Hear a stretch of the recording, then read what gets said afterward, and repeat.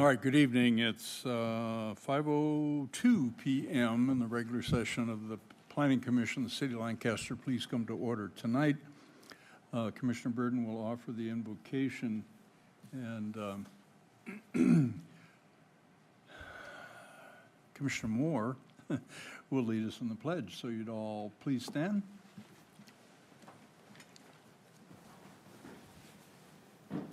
Dear Heavenly Father, we thank you for this opportunity to come together in service of our great city. I ask that you bless all the commissioners and their families, bless the applicants and their families, the city staff and their families. I pray that we're able to conduct good business for our city to further progress how far we've come. And thank you for these opportunities to be alive and healthy through these storms and all these things that have been happening recently. In Jesus' name, amen. Amen. I pledge allegiance to the flag of the United States of America and to the republic for which it stands, one nation, under God, indivisible, with liberty and justice for all. Thank you.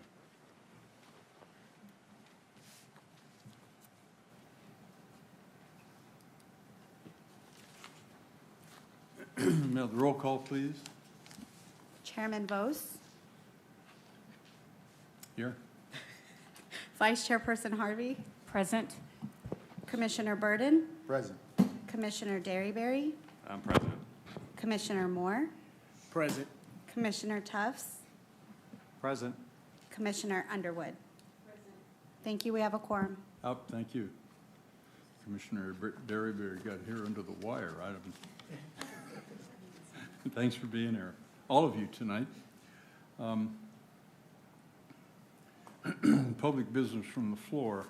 If any person would like to address the commission on any agendized items, they're asked to fill out a speaker's card, which you can find at the rear of the chamber, and deposit it in the little box up here on my left, your right. And once that item is called by the commission, you'll have an opportunity to address the commission on the subject that is being considered. To be limited to 3 minutes. Applicants may also testify, and we give them adequate time to explain their projects and respond to our questions as well. So our first item tonight on our agenda is the approval of the minutes of the regular meeting of July 17, 2023. May I have a motion, please? I'll move that we approve the minutes. I'll second that. Thank you. Questions, comments, anything further? Please vote. Motion passes 7-0.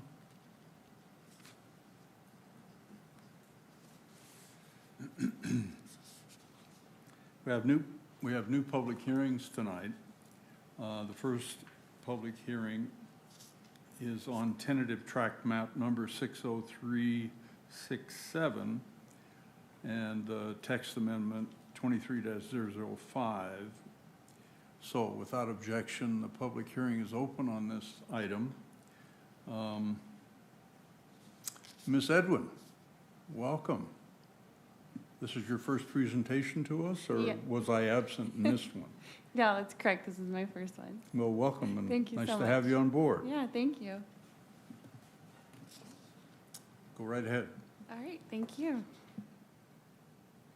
Okay, so the item we have before you tonight is a request for a time extension for tentative tract map 60367 to subdivide approximately 30 acres consisting of 5 parcels into 109 single-family residential lots in the R7000 and R10000 zones.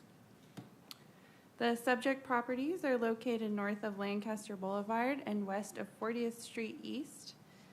Future development of each of these lots would be subject to further review for consistency with the Lancaster Municipal Code and design guidelines.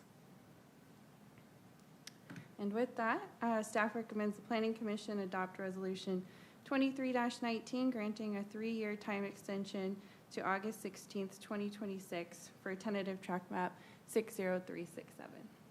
Thank you. Thank you. Do we have any speakers on this item? No speakers. No speakers? All right, then. The applicant is here but doesn't care to address us, it sounds like. All right, then.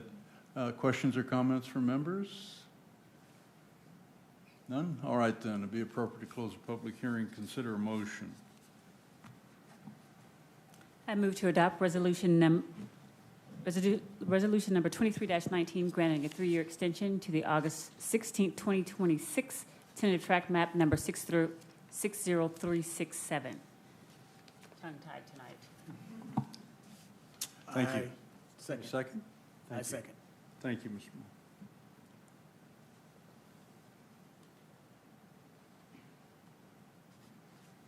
Anything further from members? If not, then please vote.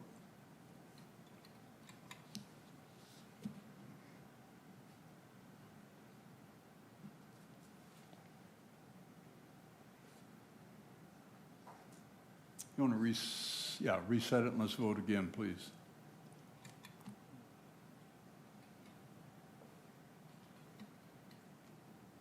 There we go. Motion passes 7-0. The next item is also a new public hearing on tentative tract map number 61574 and a text amendment 23-006 and as a request for an extension.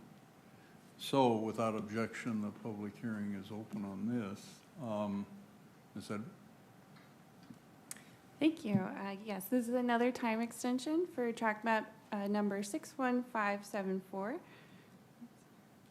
This one is to subdivide approximately 15 acres, a 15-acre parcel into 46 single-family residential lots in the R10,000 zone. The subject property is located at the northwest corner of 30th Street East and Avenue K4. As stated on the previous extension, future development of each of these lots would be subject to further review for consistency with the Lancaster Municipal Code and guidelines. And with that, staff recommends the Planning Commission adopt Resolution 23-20, granting a 3-year time extension to August 16th, 2026 for tentative track map number 61574. Thank you. Thank you. Do we have speakers on this item? No speaker cards. No speakers. All right, thank you. Members, questions or comments? None?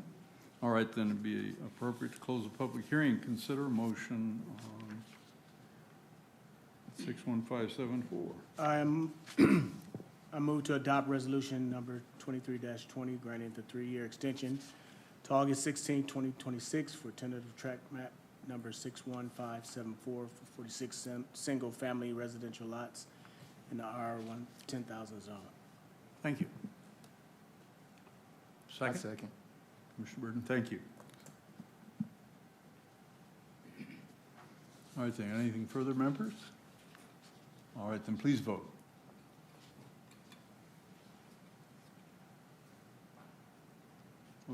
Motion passes 7-0.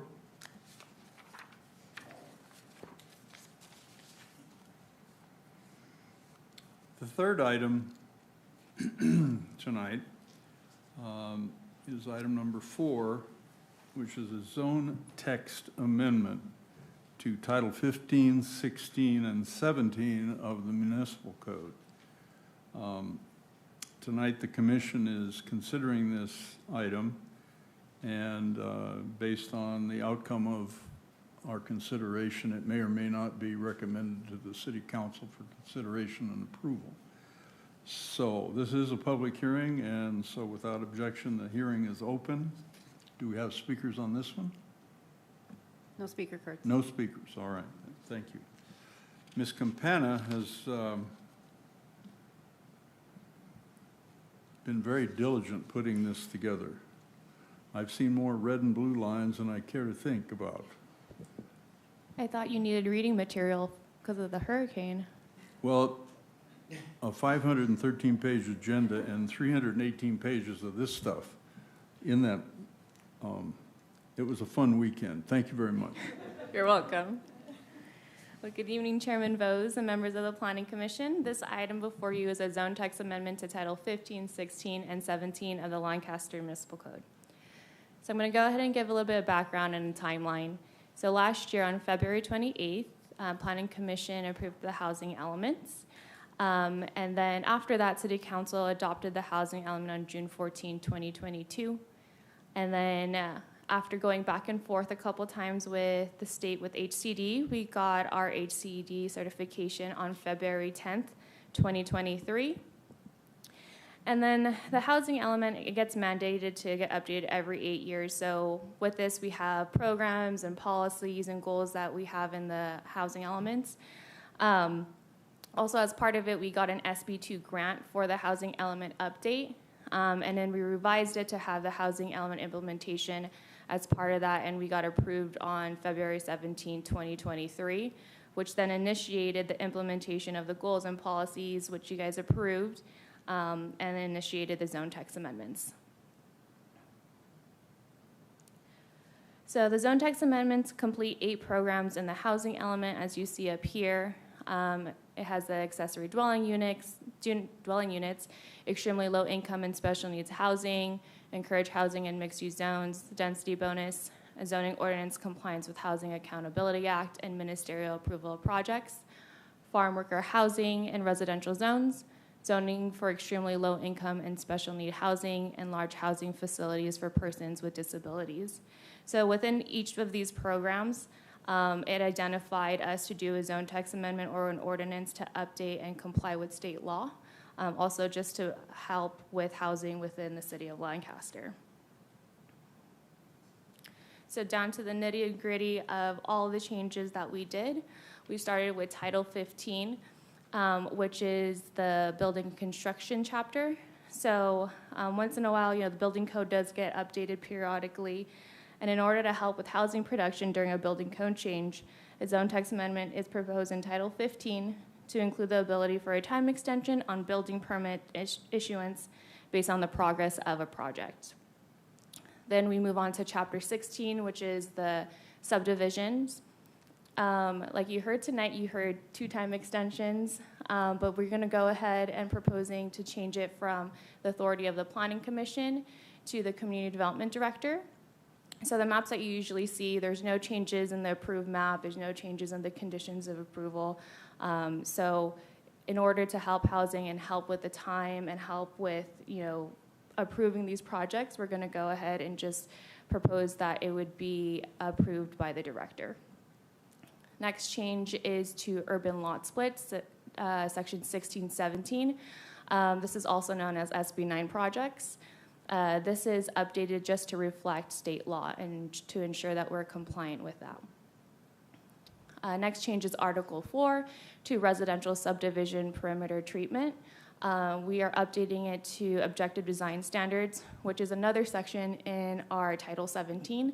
So we're making sure that they're consistent with Title 16 and Title 17. The majority of our changes are in Title 17, which is the zoning ordinance. We went ahead and updated the definitions to reflect the housing definitions in state law. So that includes ADUs, family daycare homes, low barrier navigation centers, supportive housing, and transitional housing. In Chapter 1708 in residential zones, in the permitted use chart, we just reflected the use chart to show the state law compliance with ADUs and family daycares. We also added the site plan review process. This is nothing new. This is something that we approve and review on a daily basis, but it wasn't in our residential section, so we're just adding it in there.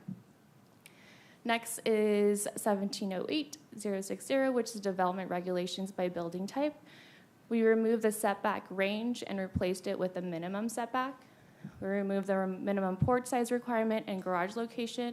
While we removed it on this section, we do have something in our objective design standards which would go ahead and reflect these requirements, but it's just in a different section now. And then also we added the density for our medium density residential zones and our HDR zones. 1708-100, which is parking and loading. We added no parking for sites located within 1/2 mile of a major transit stop. And this is a bill that was passed last year, so we're just making sure it's compliant. Next is added standards for new production homes and subdivision perimeter walls. And then daycare facilities and centers, we updated that section to reflect state law. We removed guest houses because in essence that we'd look at it like an ADU, an accessory dwelling unit, and those are reviewed over the counter. And then the next change is the residential plan development. We reduced the minimum acreage for our rural residential and semi-rural residential zones to 5 acres. It was previously 10 acres. And now we are requiring a custom development standard table as part of their application. A big change is in our mixed-use zones.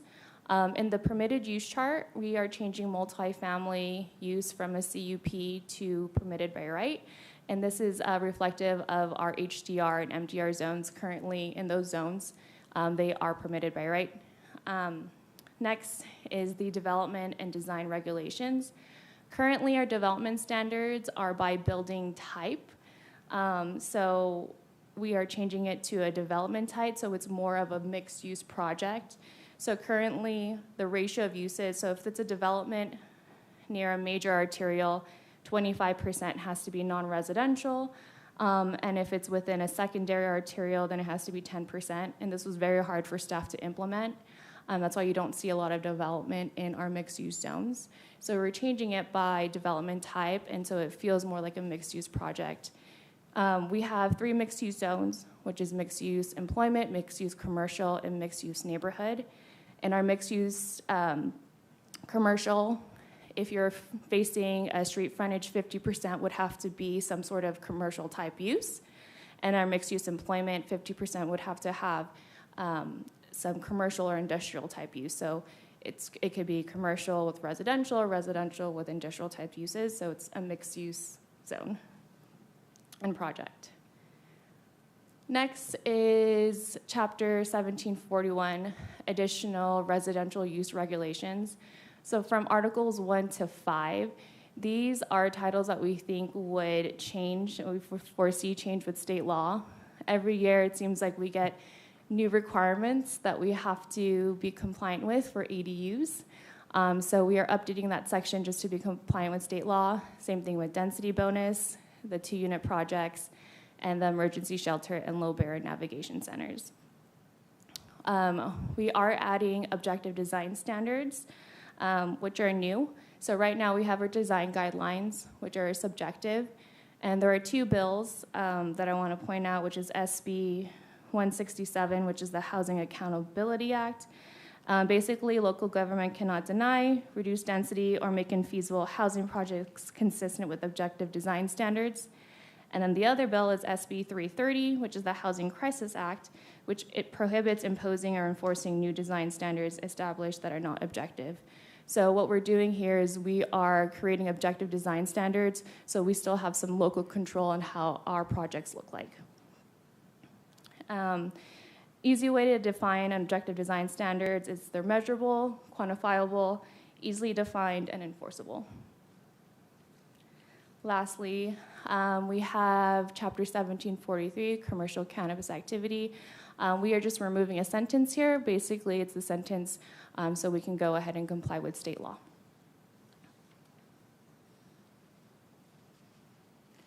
With that, staff recommends that Planning Commission adopt Resolution 2321, recommending approval to the City Council for zone text amendments to Title 15, 16, and 17 of the Lancaster Municipal Code to implement housing element programs, provide clarification, consistency, and compliance with state code, and update standards and regulations. That concludes my presentation. I'm available for any questions, and we also have Laura from MIT, who is here via Zoom. Thanks very much. I'm sure there will be some questions.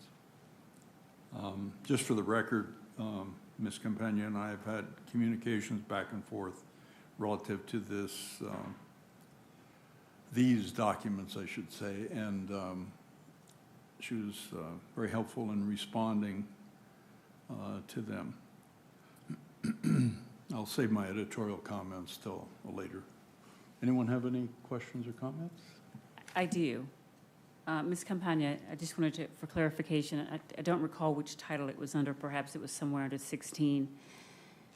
The stipulation with regard to the tentative track maps.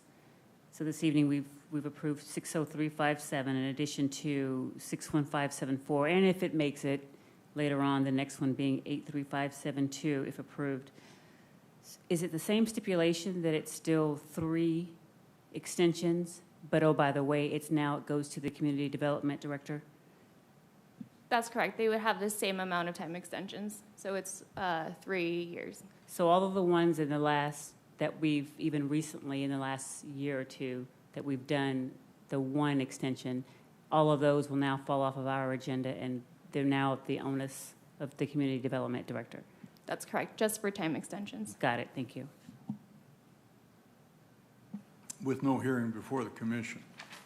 It's administratively, Correct. okay? So if we had a chart that said, this is what the commission's responsibilities are relative to certain actions, and then we have a chart of what's left of the commission's responsibilities relative to the code, it's shrunk considerably due to recent state law passage. That's correct. So some projects that, like a lot of housing projects, are now done ministerially, not discretionary. So also, as planners and staff, we don't have as much control either. That's assuming those projects are within, what, a half a mile of a transit station? That's for the no parking. So parking But- is not required within the half mile of transit. But the use then is in ministerial as well, right? That's correct. So the commission will have no input relative to those projects that meet that standard. Is that correct? Correct. So projects right now in our current code for our high-density residential, you guys wouldn't see it, still a site plan review. The one thing that does change is our mixed use. So that was a conditional use permit, and that would be something that Now, staff prior reviews. to the adoption of state law is what I'm talking about. Prior to that, we had oversight and conditional approvals in most cases. Correct. Now we will not see those. Correct. So the thumbnail says tentative track maps and certain conditional use permits for sensitive uses. Other than that, we don't have a heck of a lot to do. That's an editorial comment. I don't need a response. But our state in its infinite judgment and the legislature have come up with these requirements.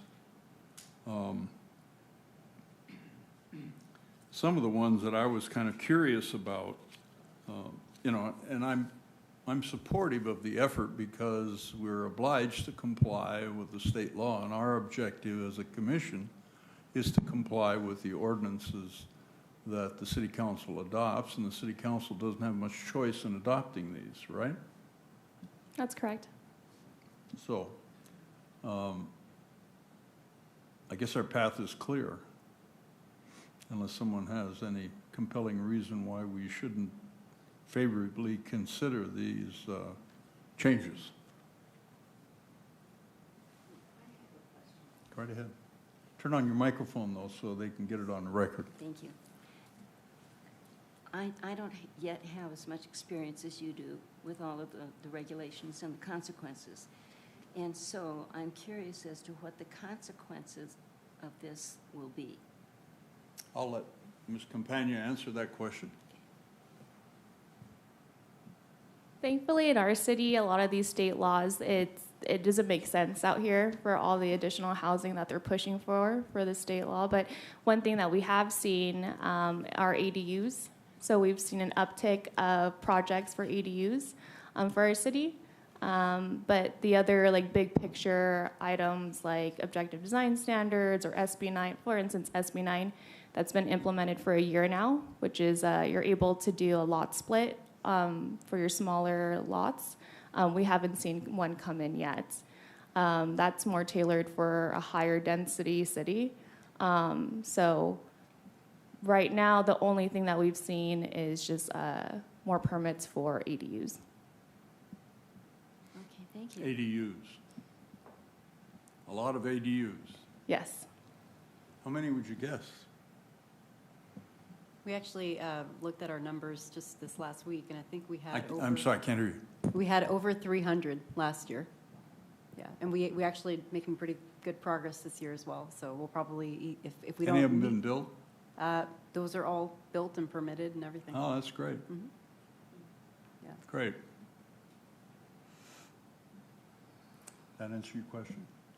Kind of, Kind of. kind of. Go ahead. I'm still not quite clear on how much power and control that we have over the proliferation of the ADUs. None. Okay. Okay, thank you. As long as they comply with the city ordinances, it's a use by right, which is different than a conditional use.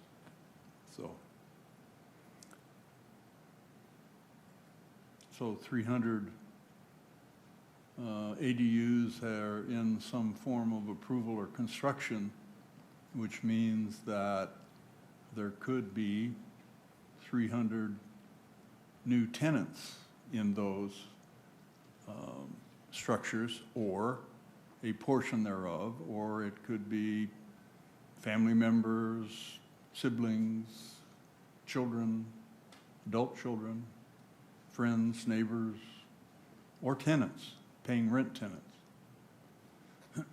with little or no oversight as it relates to the community impacts, parking, circulation, those kinds of things. Certainly, structurally and building and safety issues, the compliance is administered by our chief building official and his staff. So, I mean, those standards are for everybody that's building anything in our community, right? So, but there is, at least in my opinion, some risk to the community. It's a change. Maybe you don't call it a risk, it's a change. It's a change in the way folks can develop their own property. I mean, there are limits. They have to, the fee owner of the property can develop one, if I'm correct, one ADU, and then they must continue to own the real estate for what, 4 years? Is it something like that? Anyway, whatever. There's regulations that meet those requirements. So,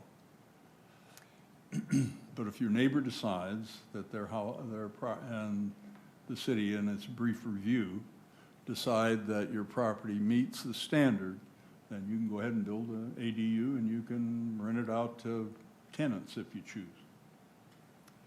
What are the consequences, what is the impact on utilities? What's what? I'm sorry. Sorry. It's okay, you can use your outside voice. I know you have one. What are the consequences or impact on utilities? It's hard to say. I don't know how to answer that. Is that an issue that comes into consideration? Like how much water is going to be used and? Well, all structures have to comply with the requirements of the Health and Safety Code, and if that means that they have to hook up to the sewer and they have to hook up to the public water source and the power source and possibly natural gas, they're obliged to do that, just like any other structure. Okay. So, I mean, you can't, what we used to call bootlegged accessory dwelling units probably still occur, but now there's a vehicle to do it right, and people can construct one without too much trouble, they can convert a garage without too much trouble. If it's a, you know, a three-car garage, you can convert one of the unit, or one of the bays into a ADU. Actually, my neighbors did it. My next door neighbor's actually done it, so not a problem as far as I'm concerned in that neighborhood. So, It's I mean, it's a way to house, it's a way to support those. I mean, at least that's my thought. It's a way to support the people who have either limited resource and need housing and can't afford to own or rent a property that is beyond their financial means. So, all right? Is that the way you see it? I also see it, not that we're trying to strap people with different conditions and so forth, but I think from a regulatory perspective with the state, sort of some of the overarching compliance issues, I think that's taken care of as opposed to it being something that's ad hoc. That's how I look at it. There is a positive in it, so. Takes a lot of the discretion out of it. The sensitive projects principally under Title 17 of our municipal code is still our responsibility and always will be, unless the state decides they want to take that total power away, which in their infinite wisdom they could.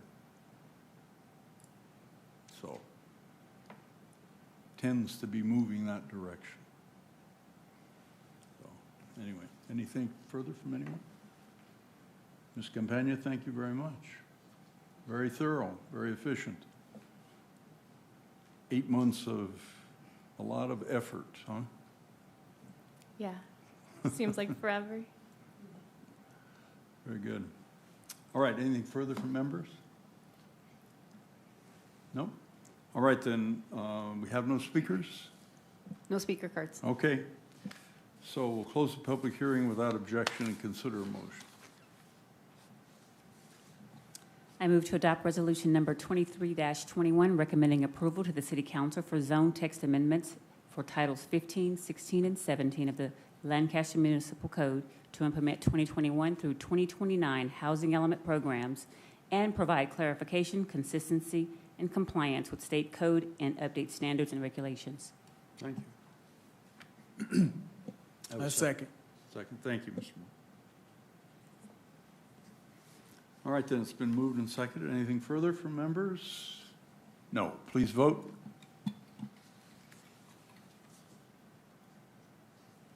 Motion passes 7-0. The matter now will go to the City Council for their consideration at a future meeting.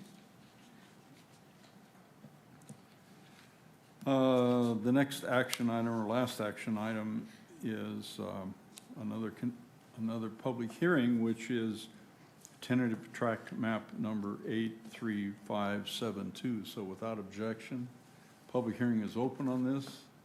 We've received 3 pieces of correspondence on this item. So for the record, we received correspondence from the Antelope Valley Air Quality Management District, our friends at the California Department of Fish and Wildlife,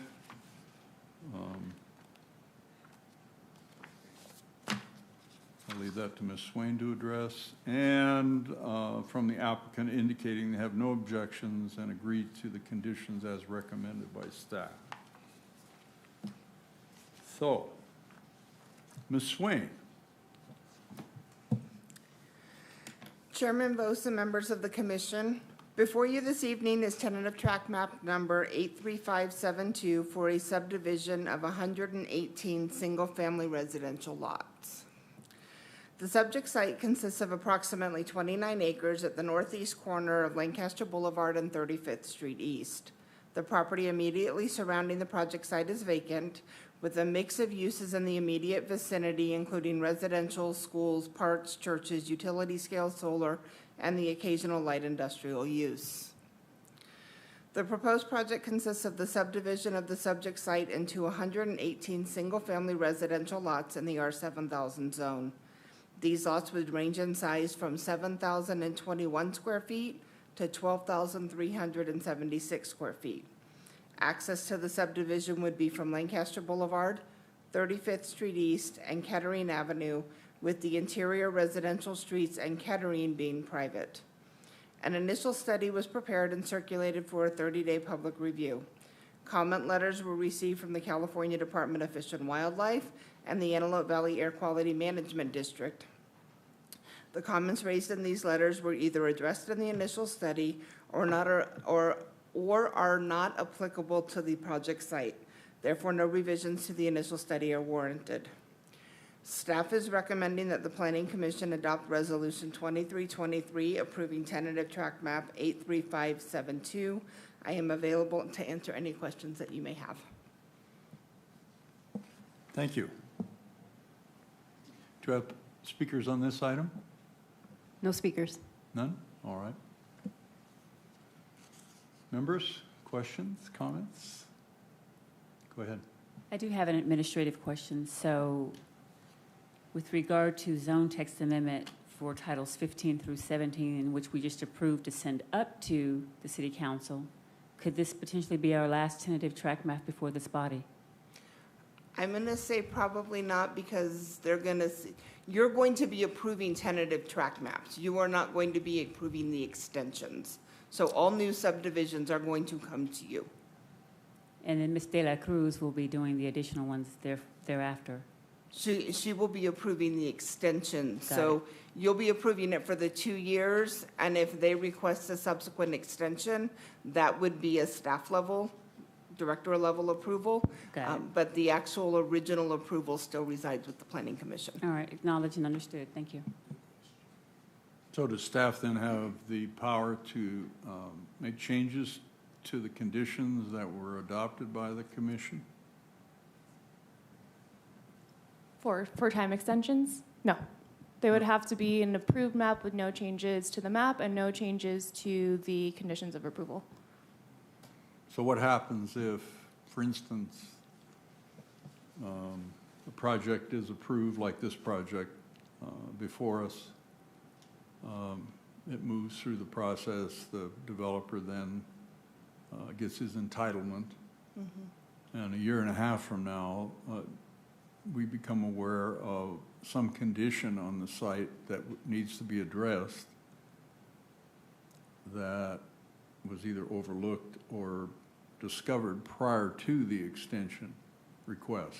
Because I'm assuming, like we've dealt with many, many, many requests for 3-year extensions or 1 year at a time, and then we finally transition folks to ask for 3 so we can move them along, right? Correct. So what power does the city have, if any, on that scenario? So the way it's currently set up, the director does have the ability to make minor modifications to conditions that address health and safety issues if they need to be. We also have 2 other mechanisms. We can do a minor map modification, which is a director level approval. A major amendment to a tentative map comes back to this body. So let's talk about specifics of environmental issues. Okay? I don't want to go through a for instance, but let's say, for instance, there is a sensitive species actually discovered on the property that was overlooked. And there's no mitigations in place for it. How is that dealt with? So if all of our projects have pre-construction surveys in place. So if they go out and do a pre-construction survey and they find a sensitive status species, plant or wildlife, they are still subject and following state law. It's not an option. So if it wasn't there, let's use burrowing owls, for example. You go out and you do the surveys, you write the reports, there's no evidence of a burrowing owl on site. And we put in a mitigation measures because, they tend to move. And you go out and you do your pre-construction survey and you happen to find one. You are now subject to following state protocol for burrowing owl and coordinating with CDFW to make sure that you're adequately addressing any concerns associated with that species. So our broad conditions that are placed on the environmental issues that we're aware of and potential future issues is adequate to address that sort of scenario? I believe so, because it's not specifically identified and something comes up in the future, doesn't exempt you from complying with state and federal Right. law. So let's say hazardous materials contamination wasn't there in all of the research. You go out to the site, you start digging, you find something in the dirt, you still have to address it. You don't get to ignore it. So I don't recall ever seeing a comment letter from CDFW, whatever, talking about the mountain plover. Because we don't have them. Surprise, surprise. That's my understanding as well, but they've spent a great deal of effort telling us about something that doesn't exist in our jurisdiction. That is correct. I have never seen a technical report or evidence during a pre-construction survey of a mountain plover on any of our sites. But we know what they are. I know what they are, and if one was happened to be encountered during a pre-construction survey for nesting birds or any other species, they would still have to address it. Right. But there are no mountain plovers on this particular site. If we're in Malibu, we might find one. You might. Okay. And my editorial comment would be, California Department of Fish and Wildlife do not visit the project sites before they write letters that I'm aware of. Maybe they do, but I'm not aware that they do. I am not aware that they visit the sites before writing comment letters. Okay, thank you. They're cute little critters, though. They are. All right, anything else, members? No speakers, right? No speakers. Applicant doesn't want to talk to us. The applicant did not come up due to potential with weather conditions. All right, very good. Thank you. All right, then, so without objection, we'll close the public hearing and consider a motion. I'll put forward the motion to adopt resolution number 2323, approving tentative track map number 83572 for the subdivision of approximately 28.9 gross acres into 118 family residential lots in the R7000 zone located in the northeast corner of Lancaster Boulevard and 35th Street East, APNs 3150-021-028 and 3150-021-029, adopting the initial study mitigated negative declaration SCH number 2023070372, approving the mitigation monitoring and reporting program and authorizing staff to execute the notice of determination. Thank you. I'll second. Thank you.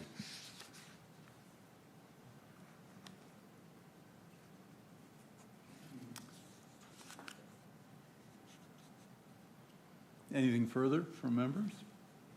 All right, then. Please vote.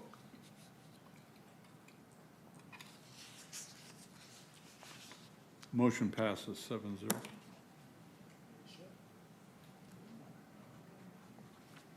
That concludes our action items this evening. I neglected to introduce our latest attorney, who will now advise the Planning Commission relative to any land use matters. And I'll make sure I say this right. Stephen Dietrich? Deitch.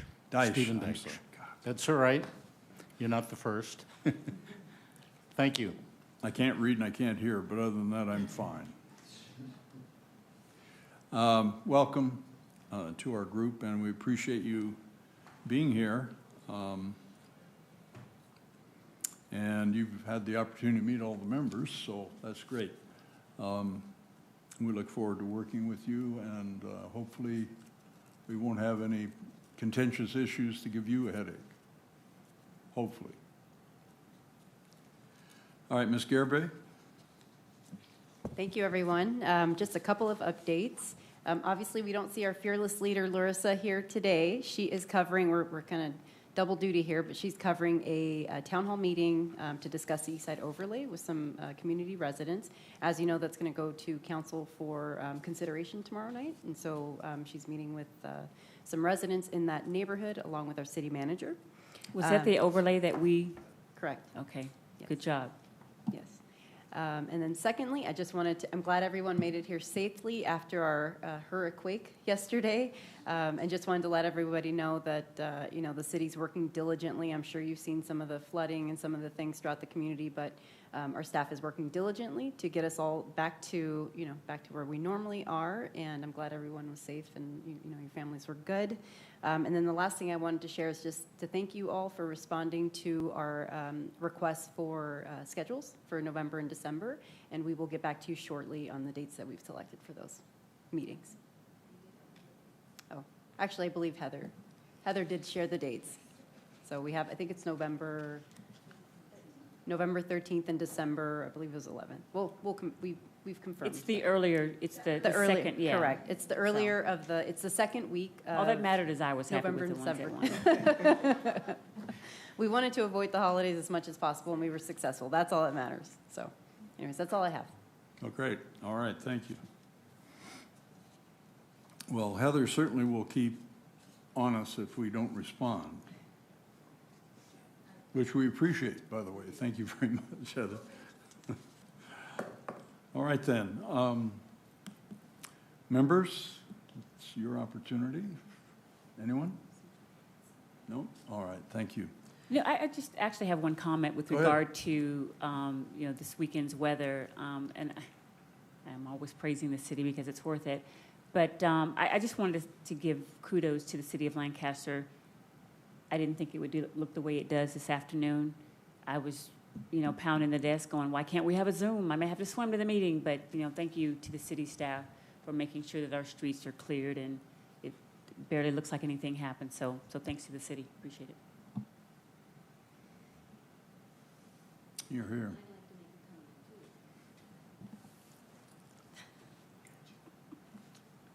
I'd like to make a comment, too. Go ahead. Sort of along the same lines. I do a lot of driving around Lancaster and the surrounding desert. I just like to see what's going on. And I've noticed that there are a lot of catchment basins. And I'm really proud of Lancaster's approach to containing the water flow. I can remember when going down Avenue K and Avenue L, and they'd be flooded out, absolutely flooded out. People would be, you know, bringing in a boat and floating just to make the comment. So I really appreciate the work that and the thoughtfulness that goes into these projects. Yeah. Absolutely. No, it was extensive planning and implementation on the part of the Public Works Division. Yeah. They seem to be everywhere all the time, and on top of it, they really are. There was some damage, not unexpected. I think the proportion of damage, most of which was in the county as opposed to the city, and portions of East Palmdale, Little Rock, and Lake Los Angeles, and those areas. But those areas don't have flood control constructed to the degree that the city of Lancaster does. So certainly not perfect, but attentive is certainly what the city staff are to issues, and respond very quickly to the 311 call or emails, and all the other methodologies that folks can contact the cities. So you're absolutely right. I didn't grow up here, Stephen did, but I remember literally people on Sierra Highway between J and K in boats